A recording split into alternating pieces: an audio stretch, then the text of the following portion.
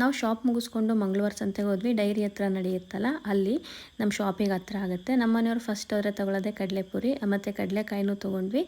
ಮನೆಗೆ ಬಂದು ಕಡಲೆಪುರಿ ಚೆನ್ನಾಗಿ ಬಾರಿಸಿದ್ರು. ನೆಕ್ಸ್ಟ್ ಡೇ ನನಗೆ ಸಂಬಂಧದಲ್ಲಿ ಅತ್ತೆ ಆಗಬೇಕು. ನಮ್ಮ ಅತ್ತೆ ಮಗಂದು ಮದುವೆ ಇತ್ತು ಅರಸೀಕೆರೆನಲ್ಲಿ. ಇದು ಒಂದು 15 ದಿನದ್ದು ಓಲ್ಡ್ ವಿಡಿಯೋ.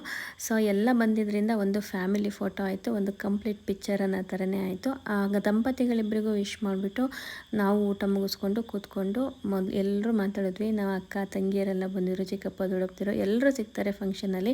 ಇದೆಲ್ಲ ವೀಡಿಯೋ ಮಾಡಿಕೊಟ್ಟಿದ್ದು ನಮ್ಮ ವಿರಾಟು. ಅವನ ಹತ್ರ ಒಂದು ಕ್ಲಿಪ್ಪಿಂಗ್ ತೊಗೊಂಡೆ, ಬಾಯಿ ಮೇಲೆ ಬೆರಳು ಹಾಕೊಂಡು ನೋಡ್ತಾಯಿತ್ತು. ಚೆನ್ನಾಗಿ ಎಲ್ಲ ವೀಡಿಯೋಸು ತೆಕ್ಕೊಟ್ಟ.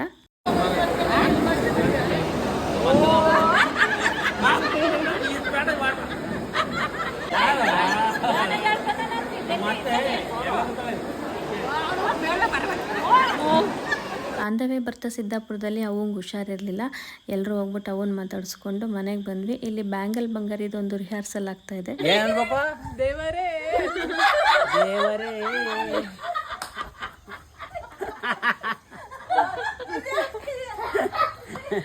ಡ್ಯಾನ್ಸ್ ಮಾಡೋ ಆಸೆ ಮನಸ್ಸಲ್ಲಿದ್ರು ಈ ಏಜಲ್ಲಿ ಹೈಡ್ ಮಾಡ್ಕೊಳ್ಳೋದು ಜಾಸ್ತಿ. ನೋಡೋರು ಏನಂತಾರಪ್ಪ ಅಂತ.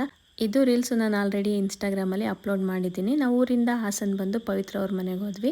ಪವಿತ್ರ ಅವರು ನಮಗೋಸ್ಕರ ಎಗ್ ಬಿರಿಯಾನಿ ಮತ್ತು ಬಜ್ಜಿ ಮಾಡಿದರು. ಎಗ್ ಬಿರಿಯಾನಿ ಅಂತೂ ತುಂಬಾ ಚೆನ್ನಾಗಿತ್ತು. ನಾವು ಊಟ ಎಲ್ಲ ಮುಗಿಸ್ಕೊಂಡು ಮನೆಗೆ ಬಂದಿದ್ದು ಆಲ್ಮೋಸ್ಟ್ ಒಂದು 10 ಗಂಟೆ ಆಯಿತು. Thank you.